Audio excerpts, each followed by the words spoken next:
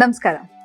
ಇವತ್ತು ನಾನು ಯಾವ ಟಾಪಿಕ್ ಬಗ್ಗೆ ಮಾತಾಡ್ತಾ ಇದ್ದೀನಪ್ಪ ಅಂತ ಹೇಳಿದ್ರೆ, ಕಾನ್ಫಿಡೆನ್ಸನ್ನು ಹೇಗೆ ಹೆಚ್ಚಿಸ್ಕೊಳ್ಳೋದು ಅನ್ನೋದು. ನೋಡಿ, ಯಾರೇ ಆಗಿರಲಿ, ನೀವೊಂದಿಷ್ಟು ಜನ ಕೂತಿರ್ತೀರ, ಯಾವುದೋ ಒಂದು ವ್ಯಕ್ತಿ ಕಾನ್ಫಿಡೆನ್ಸಿಂದ ಆ ರೂಮಿಗೆ ಎಂಟ್ರ್ ಆಗ್ತಿದ್ದಾನೆ ಅಂತ ಹೇಳಿದ್ರೆ ಅವ್ರಿಗೆ ಇರ್ತಕ್ಕಂಥ ಒಂದು ವೈಬ್ರೇಷನ್, ಅಟ್ರಾಕ್ಷನ್ನೇ ಡಿಫ್ರೆಂಟ್ ಆಗಿರುತ್ತೆ. ಅವರು ನೋಡ್ತಿದ್ದಂಗೆ ಎಲ್ಲರೂ ತಿರುಗಿ ನೋಡಬೇಕು ಅಂತ ಅನಿಸುತ್ತೆ. ಅಥವಾ ಒಬ್ಬ ಮನುಷ್ಯ ಕಾನ್ಫಿಡೆನ್ಸಿಂದ ಮಾತಾಡ್ತಾ ಇದ್ದಾನೆ ಅಂತ ಹೇಳಿದ್ರೆ ಅವನ ಮಾತನ್ನು ಕೇಳಬೇಕು ಅಂತ ಅನಿಸುತ್ತೆ ಅಲ್ವಾ? ಅದೇ ಇವಾಗ ನಾನು ನಿಮ್ಮ ಹತ್ರ ಮಾತಾಡಬೇಕಾದ್ರೆ ನನಗೆ ಕಾನ್ಫಿಡೆನ್ಸ್ ಇಲ್ಲದೆ ಎಲ್ಲೋ ನೋಡ್ಕೊಂಡು ಮಾತಾಡ್ತಾ ಇರೋದು, ಕೈ ಏನೋ ಸೈನ್ ಮಾಡ್ತಾ ಇರೋದು, ಅಥವಾ ಕೂದಲು ಪದೇ ಪದೇ ಮುಟ್ಕೋತಾ ಇರೋದು, ಅಥವಾ ನನ್ನ ಸ್ಕಿನ್ನನ್ನು ನಾನು ಪದೇ ಪದೇ ಮುಟ್ಕೋತಾ ಇದ್ದರೆ ನಿಮಗೆ ನನ್ನ ಮಾತನ್ನು ಕೇಳಬೇಕು ಅನಿಸುತ್ತಾ? ಯಾಕಂತ ಹೇಳಿದ್ರೆ ನಾವು ಕಾನ್ಫಿಡೆನ್ಸಿಂದ ಇರ್ತೀವೋ ನಾವು ಜನರನ್ನು ಆಕರ್ಷಿಸ್ತೀವಿ. ಜನ ನಾವು ಹೇಳಿದ್ದನ್ನು ಕೇಳ್ತಾರೆ. ಆದರೆ ಈ ಕಾನ್ಫಿಡೆನ್ಸ್ ಅನ್ನೋದು ಒಂದು ದಿನದಲ್ಲಿ ಬರೋದಿಲ್ಲ.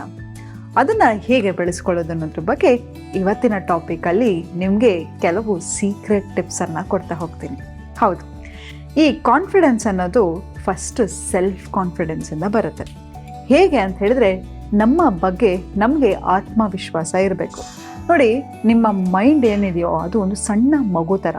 ನೀವು ಅಯ್ಯೋ ನಾನು ನೋಡೋಕ್ಕೆ ಚೆನ್ನಾಗಿಲ್ಲ, ನನ್ನ ಕೈಲಿ ಏನು ಮಾಡೋಕ್ಕಾಗತ್ತೆ, ಅಯ್ಯೋ ನಾನು ಬಡವ, ನನಗೆ ಏನು ಇದನ್ನು ಸಾಧನೆ ಮಾಡೋಕ್ಕೆ ಸಾಧ್ಯನಾ, ಅಥವಾ ನಾವು ನೋಡಪ್ಪ ಅವನೊಂದು ಫ್ಯಾಮಿಲಿ ಬಂದಿದ್ದ ಬ್ಯಾಕ್ಗ್ರೌಂಡ್ ಬೇರೆ, ನನ್ನ ಬ್ಯಾಕ್ಗ್ರೌಂಡ್ ಬೇರೆ, ನಾನು ಇದೆಲ್ಲ ಸಾಧನೆ ಮಾಡೋಕ್ಕೆ ಖಂಡಿತ ಸಾಧ್ಯನಾ?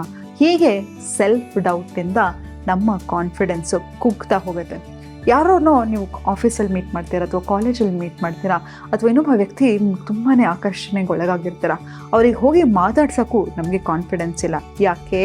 ನಮ್ಮ ಸೆಲ್ಫ್ ಟಾಕ್. ಯಾಕಂತ ಹೇಳಿದ್ರೆ ನಾವು ಏನನ್ನು ಮಾತಾಡ್ಕೋತಾ ಇರ್ತೀವೋ ಅದು ನಾವು ಆಗ್ತೀವಿ. ಯಾವಾಗಲೂ ನಮ್ಮ ಬಗ್ಗೆ ನಾವು ಕೆಟ್ಟದಾಗಿ ಮಾತಾಡ್ಕೊಳ್ಳೋದಾಗಿರ್ಬೋದು, ಯಾವಾಗಲೂ ನಾವು ನಮ್ಮನ್ನು ಹೀಯಾಳಿಸ್ಕೊಳ್ತಾ ಇರೋದಾಗಿರ್ಬೋದು, ಇದು ಎಲ್ಲವೂ ಕೂಡ ನಮ್ಮ ಆತ್ಮವಿಶ್ವಾಸವನ್ನು ಕುಗ್ಗಿಸ್ತಾ ಬರುತ್ತೆ. ಅದೇ ನೀವು I am a powerful soul, ನಾನು I am enough, I am confident, ನಾನು ನನ್ನನ್ನು ಪ್ರೀತಿಸ್ಕೋತೀನಿ ಅಂತ ಹೇಳ್ಕೊತಾ ಹೋಗಿ. ಯಾಕಂತ ಹೇಳಿದ್ರೆ ನೋಡಿ, ಸದಾ ನಾವು ಏನನ್ನು ಅನ್ಕೋತೀವೋ ಅದನ್ನು ನಾವು ಆಗ್ತೀವಿ. ನಾವು ಕೆಟ್ಟದಾಗ ನಮ್ಮ ಬಗ್ಗೆ ಮಾತಾಡ್ಕೋತಾ ಹೋಗ್ತಾ ಇದ್ದರೆ ಖಂಡಿತವಾಗ್ಲೂ ನಮ್ಮ ಜೀವನದಲ್ಲೇ ನಾವು ಎಲ್ಲೂ ಹೋಗಲಿಕ್ಕೆ ಸಾಧ್ಯ ಇಲ್ಲ. ಇನ್ನೊಂದು ಮೋಸ್ಟ್ ಸೀಕ್ರೆಟ್ ಟಿಪ್ ಏನು ಹೇಳ, ನಿಮ್ಮ ಫ್ರೆಂಡ್ಸನ್ನು ತೋರಿಸಿ ನೀವೆಂಥವ್ರು ಅಂತ ನಾನು ಹೇಳ್ತೀನಿ. ಯಾಕಂತ ಹೇಳಿದ್ರೆ ಸದಾ ನಾವು ಕಾನ್ಫಿಡೆನ್ಸ್ ಇಲ್ದಿರೋರ ಜೊತೆ, ಸದಾ ಪ್ರಾಬ್ಲಮ್ ಬಗ್ಗೆ ಮಾತಾಡ್ತಾ ಇರೋರ ಬಗ್ಗೆ, ನೋಡಿ ಎಲ್ರಿಗೂ ಪ್ರಾಬ್ಲಮ್ ಇರುತ್ತೆ ಖಂಡಿತ ಅಲ್ವಾ?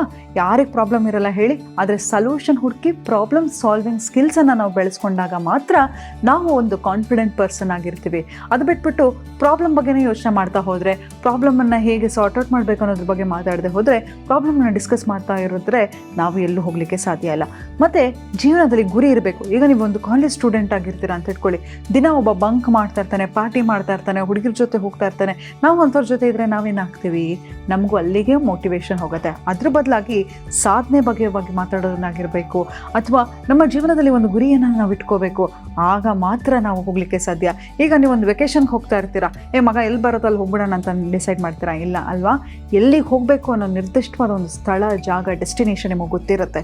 ಇಲ್ಲ ಅಂತ ಹೇಳಿದ್ರೆ ಎಲ್ಲೆಲ್ಲಿ ಸಿಗುತ್ತೋ ಅಲ್ಲೆಲ್ಲ ಹೋಗ್ಬಿಡ್ತೀರಾ. ನಮ್ಮ ಜೀವನನೂ ಅಷ್ಟೇ, ನಮ್ಗೆ ಯಾವಾಗ ಗುರಿ ಇರಲ್ವೋ ನಾವು ಎಲ್ಲೆಲ್ಲೆಲ್ಲೋ ಹೋಗ್ಬಿಡ್ತೀವಿ. ಹಾಗಾಗಿ ಜೀವನದಲ್ಲಿ ಅತಿ ಮುಖ್ಯವಾಗಿರತಕ್ಕಂಥದ್ದು ಗುರಿ. ಆಗ ಮಾತ್ರ ನಾವು ಒಬ್ಬ ಕಾನ್ಫಿಡೆಂಟ್ ಪರ್ಸನ್ ಆಗಲಿಕ್ಕೆ ಸಾಧ್ಯ. ಯಾಕಂತ ಹೇಳಿದ್ರೆ ನಮಗೆ ನಮ್ಮ ಜೀವನದಲ್ಲಿ ಕ್ಲಾರಿಟಿ ಇದೆ. ನಾವು ಏನನ್ನು ಮಾಡಬೇಕು ಅಂದ್ಕೊಂಡಿದ್ದೀವೋ, ಏನನ್ನು ಅಂದ್ಕೊಂಡಿದ್ದೀವೋ ಆ ಕಾನ್ಫಿಡೆನ್ಸ್ ಇದೆ. ಮತ್ತು ಮೋಸ್ಟ್ ಇಂಪಾರ್ಟೆಂಟ್ ಸೆಲ್ಫ್ ರಿಫ್ಲೆಕ್ಷನ್. ಯಾಕಂತ ಹೇಳಿದ್ರೆ ನಮಗೆ ಏನಾದರೂ ಅನಿಸ್ತಾ ಇದ್ದರೆ ನಾವು ಅದನ್ನು ಇಗ್ನೋರ್ ಮಾಡ್ತಾ ಹೋಗ್ತೀವಿ, ಅಥವಾ ನಾವು ಯಾರಿಗೂ ಒಬ್ಬರಿಗೆ ತಪ್ಪು ಮಾಡ್ತಿದ್ವಿ ಅಂತ ಗೊತ್ತಿದ್ರೂ ಕೂಡ ಆ ತಪ್ಪನ್ನು ಮಾಡ್ತಾ ಇರ್ತೀವಿ. ಆ ಗಿಲ್ಟಿಂದ ನಮ್ಮ ಕಾನ್ಫಿಡೆನ್ಸ್ ಕಮ್ಮಿ ಆಗ್ತಾ ಹೋಗುತ್ತೆ. ಅದ್ರ ಬದಲಾಗಿ ನೀವು ತೊಗೊಳ್ತಕ್ಕಂಥ ಚಾಯ್ಸ್ ಆಗಿರಬಹುದು, ಅಥವಾ ನೀವು ಮಾಡಿರ್ತಕ್ಕಂಥ ತಪ್ಪು ನಿರ್ಧಾರ ಆಗಿದ್ರೂ ಕೂಡ ಅದು ನಿಮ್ಮ ಜೀವನದಲ್ಲಿ ನೀವು ತೊಗೊಂಡಂಥ ಚಾಯ್ಸ್ ಆಗಿರುತ್ತೆ. ಅದನ್ನು ರೆಸ್ಪೆಕ್ಟ್ ಮಾಡಿ. ಕೆಲವು ಸತಿ ನನಗೆ ಆ ಕೋರ್ಸ್ ಮಾಡಲಿಕ್ಕೆ ಇಷ್ಟ ಇರಲ್ಲ, ಅಥವಾ ನಾನು ಆ ವ್ಯಕ್ತಿನ ಮದುವೆ ಆಗಿರ್ಲಿಕ್ಕೆ ಇಷ್ಟ ಇಲ್ಲ, ಆದರೆ ಆ ಟೈಮಲ್ಲಿ ಮದುವೆ ಆಗಿಬಿಟ್ಟಿರ್ತೀವಿ, ಅಥವಾ ಕೋರ್ಸನ್ನು ತೊಗೊಂಡ್ಬಿಟ್ಟಿರ್ತೀವಿ, ಅಥವಾ ಇನ್ನೊಂದು ಕೆಲಸವನ್ನು ಚೂಸ್ ಮಾಡಿಬಿಟ್ಟಿರ್ತೀವಿ. ನೀವು ಮಾಡಿರ್ತಕ್ಕಂಥ ಚಾಯ್ಸ್ ಅದು. ಹಾಗಾಗಿ ಅದರ ಬಗ್ಗೆ ನಿಮಗೆ ನಿಮ್ಮ ಡಿಸಿಷನ್ಸ್ ಬಗ್ಗೆ ರೆಸ್ಪೆಕ್ಟ್ ಇರಬೇಕು. ಆಗ ಮಾತ್ರ ಬೇರೆಯವ್ರಿಗೆ ರೆಸ್ಪೆಕ್ಟ್ ಮಾಡ್ಲಿಕ್ಕೆ ಸಾಧ್ಯ. ಮತ್ತು ಇನ್ನೊಂದು ಹೇಳಿದ್ರೆ ಮೋಸ್ಟ್ ಇಂಪಾರ್ಟೆಂಟ್ ಆಯಿತಾ, ನಿಮ್ಮ ಬಾಡಿ ಪಾಶ್ಚರ್. ಈಗ ನಿಮ್ಮ ದೇಹದ ಗಾತ್ರ ಆಗಿರ್ಬೋದು, ಬಣ್ಣ ಆಗಿರ್ಬೋದು, ಏನು ನೋಡಿ ಎಲ್ಲರೂ ಸುಂದರವಾಗಿರ್ತೀವಿ ಖಂಡಿತ ಅಲ್ವಾ? ನೋಡಿ, ನೇಚರೇ ಪ್ರತಿಯೊಂದನ್ನು ಸುಂದರವಾಗಿ ಸೃಷ್ಟಿ ಮಾಡಿದೆ. ನಿಮ್ಮ ಬಗ್ಗೆ ನೀವು ಕೆಟ್ಟದಾಗಿ ಮಾತಾಡ್ಕೊಳ್ಳಿಕ್ಕೆ ಹೋಗಬೇಡಿ. ಅಯ್ಯಪ್ಪ ನಾನು ಏನು ದಪ್ಪ ಇದ್ದೀನಿ, ಕುಳ್ಳುಕಿದ್ದೀನಿ, ಕಪ್ಪಗಿದ್ದೀನಿ, ದಪ್ಪಗಿದ್ದೀನಿ. ನೋ, ನಾವು ಬ್ಯೂಟಿಯನ್ನು ನಮ್ಮ ಓನ್ ಸ್ಟ್ಯಾಂಡರ್ಡ್ಸ್ಗೆ ಡಿಫೈನ್ ಮಾಡ್ತಾರೆ. ನನಗೆ ಕಪ್ಪುಗಿರೋರು, ಗಾತ್ರದಲ್ಲಿರೋರ್ತಕ್ಕಂಥ ಅವ್ರು ಇಷ್ಟ ಆಗ್ತಾರೆ, ಇನ್ನೊಬ್ಬರಿಗೆ ಬೆಳ್ಳಕ್ಕಿರೋರು, ತೆಳ್ಳಕ್ಕಿರೋರು, ಹೀಗೆ ಒಬ್ಬೊಬ್ಬರಿಗೆ ಒಂದೊಂದು ಬಣ್ಣ ಇಷ್ಟ ಆಗುತ್ತೆ, ಒಬ್ಬೊಬ್ಬರಿಗೆ ಒಂದೊಂದು ಆಕಾರ ಇಷ್ಟ ಆಗುತ್ತೆ. ಹಾಗಂತ ನಮ್ಮನ್ನು ನಾವು ಜಸ್ಟಿಫೈ ಮಾಡೋದು ಬೇಡ. ಒಂದು ಸತಿ ನಾನು ಯುರೋಪಿಗೆ ಹೋದಾಗ ಅಲ್ಲಿ ಒಂದು ಮಸಾಜ್ ಸೆಂಟರ್ ಅಥವಾ ಹಮಾಮಿಗೆ ಅಂತ ಹೇಳಿದರೆ ಅಲ್ಲಿ ಒಂದು ಸ್ಪಾಗೆ ಹೋದಾಗ ಆಕೆ ನನ್ನನ್ನು ಕೇಳಿದ್ಲು, ನೀವೇನಾದರೂ ಸರ್ಜರಿ ಮಾಡಿಸ್ಕೊಂಡಿದ್ದೀರಾ ಅಂತ. ನಾನು ಹೇಳಿದೆ, ಅಯ್ಯೋ ಇಲ್ಲಮ್ಮ, ನಾನು ಇಷ್ಟೊಂದು ದಪ್ಪ ಇದ್ದೀನಿ, ನಾನು ಸಣ್ಣ ಆಗೋಕ್ಕೆ ಪ್ರಯತ್ನ ಪಡ್ತಿದ್ದೀನಿ ಅಂತ. ಆಗ ಆಕೆ ಹೇಳಿದ್ಲು, ಅಯ್ಯೋ ನಾವು ಈ ಥರ ಆಗಲಿಕ್ಕೆ ನಾವು ಎಷ್ಟೊಂದು ಆಪ್ರೇಷನನ್ನು ಮಾಡಿಸ್ಕೋತೀವಿ, ಏನೇನೋ ಒಂದು ಟ್ರೀಟ್ಮೆಂಟನ್ನು ತೊಗೋತೀವಿ, ನಾನು ಅಂದ್ಕೊಂಡೆ ನೀವೇನೋ ಟ್ರೀಟ್ಮೆಂಟ್ ತೊಗೊಂಡಿದ್ದೀರಾ ಅಂತ. ಹಾಗೆ ಇಂಡಿಯನ್ ಬಾಡಿಯನ್ನು ಮೋಸ್ಟ್ ಬ್ಯೂಟಿಫುಲ್ ಅಂತ ಹೇಳಿದ್ರೆ ಇಂಡಿಯನ್ ಫೀಚರ್ಸನ್ನು ಬೇರೆ ದೇಶದವ್ರು ಹೊಗಳ್ತಾರೆ. ಆದರೆ ನಮ್ಮನ್ನು ನಾವೇನು ಅನ್ಕೋತೀವಿ, ಅಯ್ಯಯ್ಯೋ ನಾವು ಚೆನ್ನಾಗಿಲ್ಲ, ನಾನು ದಪ್ಪ ಇದ್ದೀನಿ, ನಾನು ಕಪ್ಪುಗಿದ್ದೀನಿ ಅಂತ. ಎಷ್ಟೋ ಜನ ನೀವು ನೋಡಿದ್ದೀರಲ್ಲ, ಫಾರಿನರ್ಸು ನಮ್ಮ ಬಣ್ಣ ಬರಲಿಕ್ಕೆ ಟ್ಯಾನನ್ನು ಯೂಸ್ ಮಾಡ್ತಾರೆ ಅಥವಾ ಟ್ಯಾನ್ ಆಗಬೇಕಂತ ನೋಡ್ತಾರೆ. ಆದರೆ ನಮಗಿರ್ತಕ್ಕಂತಹ ಬಣ್ಣವನ್ನು ನಾವು ಸೆಲೆಬ್ರೇಟ್ ಮಾಡ್ಲಿಕ್ಕೆ ಹೋಗಲ್ಲ, ನಾವು ಅವ್ರ ಥರ ಬೆಳ್ಳಕ್ಕಾಗಬೇಕು ಅಂತ. ಹಾಗೆ ನಮ್ಮ ಹತ್ರ ಏನಿರುತ್ತೋ ನಾವು ಅದನ್ನು ಖುಷಿ ಪಡ್ತಾ ಇರಲ್ಲ ನೋಡಿ. ಅದಕ್ಕೆ ಹೇಳೋದು, ಬ್ಯೂಟಿ ಅನ್ನೋದು ಯಾರು ಅದನ್ನು ನೋಡ್ತಾರ ಅವರ ಮನಸ್ಥಿತಿ ಮೇಲೆ ಹೋಗುತ್ತೆ ಹೊರತು, ಯಾಕಂತ ಹೇಳಿದ್ರೆ ಕೆಲವ್ರು ನೋಡಿ ಎಂಥ ಬ್ಯೂಟಿಫುಲ್ ನೇಚರಿಗೆ ಕರ್ಕೊಂಡು ಹೋಗಿ ಅದನ್ನು ಸವಿಯೋದು ಬಿಟ್ಬಿಟ್ಟು ಸಿಡಿ ಅಂತ ಇರ್ತಾರೆ. ಅಥವಾ ನಿಮಗೆ ಅದು ಖುಷಿ ಅನಿಸೋ ವಿಷಯ ಮತ್ತೊಬ್ರಿಗೆ ಅನಿಸಲ್ಲ. ಹಾಗಾಗಿ ನಿಮ್ಮ ಥರನೇ ಎಲ್ಲರೂ ಯೋಚನೆ ಮಾಡ್ತಾರೆ ಅಂದ್ಕೋಬೇಡಿ. ಫಸ್ಟು ನಿಮ್ಮನ್ನು ನೀವು ಅಕ್ಸೆಪ್ಟ್ ಮಾಡ್ಕೊಳ್ಳಿ. ಯಾವಾಗ ನಿಮ್ಮನ್ನು ನೀವು ಅಕ್ಸೆಪ್ಟ್ ಮಾಡ್ಕೊತೀರೋ ಇಡೀ ಪ್ರಪಂಚ ನಿಮ್ಮನ್ನು ಅಕ್ಸೆಪ್ಟ್ ಮಾಡ್ಕೊಳ್ಳುತ್ತೆ. ನಿಮ್ಮ ಬ್ಯೂಟಿ ಯಾರಿಗೂ ಮ್ಯಾಟರ್ ಆಗಲ್ಲ. ನೋಡಿ, ಪರ್ಫ್ಯೂಮ್ ಬಾಟಲ್ ಎಷ್ಟು ಚೆನ್ನಾಗಿರುತ್ತೆ ನೋಡೋದಕ್ಕೆ, ಅದನ್ನು ಕುಡಿಯೋಕ್ಕಾಗತ್ತಾ? ದಾಹ ಆಯಿತು ಅಂತ ಇಲ್ಲ, ನೀರನ್ನೇ ಕುಡಿಬೇಕು ಅಲ್ವಾ. ಕೆಲವು ನೋಡೋದಕ್ಕೆ ಬಹಳ ಸುಂದರವಾಗಿರುತ್ತೆ, ನೋಡೋಕ್ಕೂ ಈಗ ಎಷ್ಟೋ ಜನ ನೋಡಿ ಎಷ್ಟು ಸುಂದರವಾಗಿರ್ತಾರೆ ಅಂತ ಅವ್ರು ಬಾಯಿ ಬಿಟ್ಟರೆ ಯಪ್ಪ ಯಾವಾಗ ಬಾಯಿ ಮುಚ್ತಾನೋ ಅಂತ ಅನ್ಸುತ್ತೆ. ಹಾಗೆ ಬ್ಯೂಟಿ ಅನ್ನೋದು ನೋಡೋದಕ್ಕಲ್ಲ ಅಲ್ವಾ. ನಾವು ಒಂದ್ಸತಿ ಯಾರೇ ಚೆನ್ನಾಗಿರಲಿ, ನೋಡೋಕ್ಕೆ ಚೆನ್ನಾಗಿದ್ದಾರೆ ಅಂದ್ಬಿಟ್ಟು ಸುಮ್ಮನೆ ಆಗ್ಬಿಡ್ತೀವಿ. ಅವರ ವ್ಯಕ್ತಿತ್ವ ಮ್ಯಾಟರ್ ಆಗುತ್ತೆ, ಅವರ ಮನಸ್ಥಿತಿ ಮ್ಯಾಟರ್ ಆಗುತ್ತೆ. ಹಾಗಾಗಿ ಆ ತಪ್ಪನ್ನು ಮಾಡಬೇಡಿ. ನಿಮ್ಮನ್ನು ನೀವು ಕೆಟ್ಟದಾಗಿ ಮಾತಾಡ್ಕೊಳ್ಳೋದನ್ನು ನಿಲ್ಲಿಸ್ಬಿಡಿ. ಮತ್ತು ಮೋಸ್ಟ್ ಇಂಪಾರ್ಟೆಂಟ್, ಪ್ರತಿ ಸತಿ ನೀವು ಮನೆಯಲ್ಲಿರಬೇಕಾದ್ರೂ ಕೂಡ ಅಚ್ಚುಕಟ್ಟಾಗಿ ಡ್ರೆಸ್ ಮಾಡ್ಕೊಳ್ಳಿ. ಎಷ್ಟೋ ಸತಿ ನಾವು ಹೇಗಿರ್ತೀವಿ ಅಂದರೆ ಮನೆ ಒಳಗಡೆ ಮನೆ ಇಲ್ದವ್ರ ಥರ ಇರ್ತೀವಿ, ಖಂಡಿತ ಅಲ್ವಾ. ಯಾವುದೋ ಒಂದು ಹಳೆಯ ಬಟ್ಟೆ ಹಾಕ್ಕೊಳ್ಳೋದಾಗಿರ್ಬೋದು, ಅಥವಾ ಯಾವುದೋ ಒಂದು ಹೆಂಗೆಂಗೋ ಇದ್ಬಿಡ್ತೀವಿ ಅಲ್ವಾ. ಯಾರನ್ನೋ ಮೆಚ್ಚೋಕ್ಕೆ ನಾವು ಯಾವುದೋ ಒಂದು ಒಳ್ಳೆ ಬಟ್ಟೆ ಹಾಕಬೇಕು, ಒಂದು ಡ್ರೆಸ್ ಹಾಕಬೇಕು, ಈ ಥರದ್ದೆಲ್ಲ ಯೋಚನೆ ಮಾಡ್ತೀವಿ. ಆದರೆ ನಾವು ಮನೇಲಿರುವಾಗ ನಮ್ಮನ್ನು ನಾವು ಯಾಕೆ ಚೆನ್ನಾಗಿ ನೋಡ್ಕೋಬಾರ್ದು ನೋಡಿ. ನಾಳೆ ಅನ್ನೋದು ಇಲ್ಲವೇ ಇಲ್ಲ, ಗೊತ್ತಾಯ್ತಾ. ನಾಳೆ ನೋಡಿರೋರು ಯಾರು ಇದ್ದಾರಾ? ಎಂಥದೇ ಜ್ಯೋತಿಷ್ಯದವರಾಗಿರ್ಬೋದು, ಏನೇ ಆಗಿರ್ಬೋದು, ನಮ್ಮ ಜೀವನದಲ್ಲಿ ಏನಾಗುತ್ತೆ ಅಂತ ನಮಗೆ ಗೊತ್ತಿರಲ್ಲ ಅಲ್ವಾ. ಇವತ್ತು ನಿಮ್ಮ ಮುಂದೆ ನಾನು ನಿಂತ್ಕೊಂಡು ಮಾತಾಡ್ತಾ ಇದ್ದೀನಿ, ನಾಳೆ ಅನ್ನೋದು ನನಗೂ ಗ್ಯಾರಂಟಿ ಇಲ್ಲ ಅಲ್ವಾ. ಹಾಗಾಗಿ ಯಾವುದೋ ಒಂದು ಅಕೇಶನಿಗೆ ಆ ಬಟ್ಟೆನ ಇಡ್ತೀನಿ, ಯಾವುದೋ ಒಂದು ಅಕೇಶನ್ ಬಂದಾಗ ಅದನ್ನು ಹಾಕ್ತೀನಿ, ಮತ್ತೊಂದು ಆ ಅಕೇಶನ್ ಬರದೇ ಹೋಗ್ಬೋದು. ಸ್ನೇಹಿತರೆ, ಇವತ್ತು ನಾವು ಏನಿದ್ದೀವಲ್ವಾ, ಆ ಪ್ರೆಸೆಂಟ್ ಮೂಮೆಂಟನ್ನು ಎಂಜಾಯ್ ಮಾಡ್ತಾ ಹೋಗಿ. ನಾಳೆ ಅನ್ನೋದಕ್ಕೆ ಗ್ಯಾರಂಟಿ ಕೊಟ್ಟೋರು ಯಾರೂ ಇಲ್ಲ ಅಲ್ವಾ. ನೋಡಿ, ನಾವು ಎಷ್ಟೋ ನಾಳೆ ವರ್ಷದ ಭವಿಷ್ಯ ಕೇಳ್ತೀವಿ, ಇನ್ನೊಂದು ಕೇಳ್ತೀವಿ, ವಾರದ ಭವಿಷ್ಯ ಕೇಳ್ತೀವಿ, ಮತ್ತೊಂದು ಕೇಳ್ತೀವಿ. ಕೋವಿಡ್ ಬರೋದು ಯಾರಿಗಾರು ಗೊತ್ತಿತ್ತಾ? ಇಲ್ಲ ಅಲ್ವಾ. ಹಾಗಾಗಿ ನಾಳೆ ಅನ್ನೋ ಅಂಥ ಗ್ಯಾರಂಟಿ ಯಾರಿಗೂ ಇಲ್ಲ. ಇವತ್ತು ಪ್ರೆಸೆಂಟ್ ಮೂಮೆಂಟನ್ನು ಎಂಜಾಯ್ ಮಾಡ್ತಾ ಹೋಗಿ. ಒಳ್ಳೆ ಬಟ್ಟೆ ಹಾಕಿ ಮನೇಲಿದ್ದಾಗಲೂ ಕೂಡ ನಿಮ್ಮನ್ನು ನೋಡಿದ್ರೆ ನಿಮಗೆ ಖುಷಿ ಆಗಬೇಕು. ತಲೆ ಚೆನ್ನಾಗಿ ಬಾಚೋದಾಗಿರ್ಬೋದು, ನಿಮ್ಗೆ ಇಷ್ಟ ಆಗಿರ್ತಕ್ಕಂಥ ಪರ್ಫ್ಯೂಮ್ ಹಾಕೋದಾಗಿರ್ಬೋದು, ನಿಮ್ಮ ನೇಲ್ಸನ್ನು ಮಾಡಿಸೋದಾಗಿರ್ಬೋದು, ಕಾಲಿಗೆ ಮಾಯ್ಶ್ಚರೈಸರ್ ಹಚ್ಚೋದಾಗಿರ್ಬೋದು, ಕೈಗೆ ಮಾಯ್ಶ್ಚರೈಸರ್ ಹಚ್ಚೋದಾಗಿರ್ಬೋದು. ನಿಮ್ಮನ್ನು ನೀವು ಒಂದು ಸಣ್ಣ ಮಗು ಥರ ನೋಡ್ಕೊಳ್ಳಿ. ಆಗ ನಿಮಗೆ ಕಾನ್ಫಿಡೆನ್ಸ್ ಹೆಚ್ಚುತ್ತಾ ಹೋಗ್ತದೆ. ಯಾಕಂತ ಹೇಳಿದ್ರೆ ನೋಡಿ, ನಮ್ಮ ಹತ್ರ ಏನು ಇರಲ್ವೋ ಅದನ್ನು ಬೇಡ್ತೀರಾ, ಖಂಡಿತ ಅಲ್ವಾ.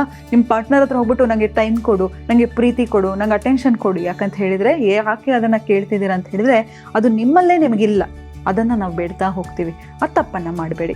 ಹಾಗಾಗಿ ಇಂತಹ ಒಂದು ಸಣ್ಣ ಸಣ್ಣ ಟಿಪ್ಸಿಂದ ನಿಮ್ಮ ಕಾನ್ಫಿಡೆನ್ಸನ್ನು ಹೆಚ್ಚಿಸ್ಕೋಬೋದು. ನಿಮ್ಮ ಬಗ್ಗೆ ನೀವೇ ಕೆಟ್ಟದಾಗಿ ಯಾವತ್ತೂ ಮಾತಾಡಲಿಕ್ಕೆ ಹೋಗ್ಬೇಡಿ, ತಮಾಷೆಗೂ ಮಾತಾಡ್ಲಿಕ್ಕೆ ಹೋಗ್ಬೇಡಿ, ಮನಸ್ಸಲ್ಲೂ ಮಾತಾಡ್ಕೊಳ್ಳಿಕ್ಕೆ ಹೋಗ್ಬೇಡಿ. ನಿಮ್ಮ ಮೇಲೆ ನಿಮಗೆ ಹೈಯೆಸ್ಟ್ ರೆಸ್ಪೆಕ್ಟ್ ಇರಬೇಕು. ಪ್ರತಿದಿನ 1 ಅವರ್ ಆದರೂ ವರ್ಕೌಟ್ ಮಾಡಿ.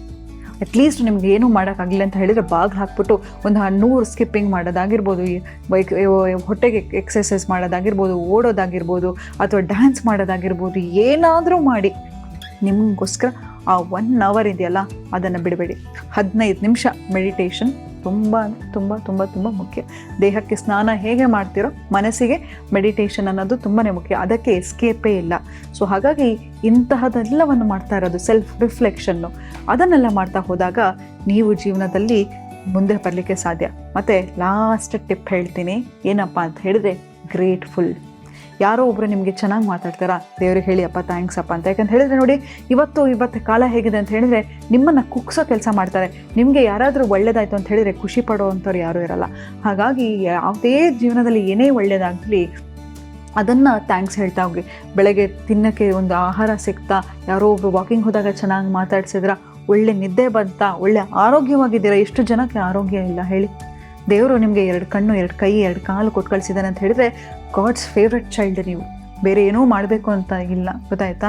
ಹಾಗಾಗಿ ಏನೇನು ಜೀವನದಲ್ಲಿ ಏನೇನು ಒಳ್ಳೇದಿದೆಯೋ ಅದ್ರ ಬಗ್ಗೆ ನೀವು ಯೋಚನೆ ಮಾಡ್ತಾ ಹೋಗಿ ಅಲ್ವಾ? ಹಾಗಾಗಿ ದಯವಿಟ್ಟು ಸ್ನೇಹಿತರೆ, ಏನಿಲ್ವೋ ಅದ್ರ ಬಗ್ಗೆ ಕೊರಗ್ತಾ ಹೋಗಬೇಡಿ. ಏನಿದೆಯೋ ಜೀವನದಲ್ಲಿ ಅದನ್ನು ಸೆಲೆಬ್ರೇಟ್ ಮಾಡ್ತಾ ಹೋದರೆ ನಿಮ್ಮ ಜೀವನ ಅದ್ಭುತವಾಗಿರುತ್ತೆ. ಕಾನ್ಫಿಡೆನ್ಸ್ ಅನ್ನೋದು ನಿಮಗೆ ಬರುತ್ತೆ. ದಯವಿಟ್ಟು ಯಾರ ಹತ್ರನೋ ಎಕ್ಸ್ಟರ್ನಲ್ ವ್ಯಾಲಿಡೇಷನನ್ನು ಕೇಳಲಿಕ್ಕೆ ಹೋಗಬೇಡಿ. ಯಾವಾಗಲೂ ಯಾರೋ ನನ್ನನ್ನು ಮೆಚ್ಚಿಸ್ತಾರೆ, ಯಾರಿಗೋ ಮೆಚ್ಚಿಸ್ಲಿಕ್ಕೆ ನಾನು ಜೀವನವನ್ನು ನಡೆಸಬೇಕು ಅನ್ನೋದು ಮೂರ್ಖತನ. ನೋಡಿ, ನೀವು ಬರುವಾಗಲೂ ಒಬ್ಬರೇ, ಹೋಗುವಾಗಲೂ ಒಬ್ಬರೇ. ಈಗ ನಿಮ್ಗೆ ಯಾವ್ದ್ಯಾವುದು ಬಂದಿರುತ್ತೆ ಸಂಬಂಧಗಳು, ರಿಲೇಷನ್ಶಿಪ್ಗಳು, ಅದೆಲ್ಲವೂ ನಿಮಗೆ ಬೋನಸ್ ಅಂತ ಹೇಳ್ತಾ ಇವತ್ತಿನ ಸಂಚಿಕೆಯನ್ನು ನಾನು ಮುಕ್ತಾಯಗೊಳಿಸ್ತಿದ್ದೀನಿ. ಧನ್ಯವಾದಗಳು.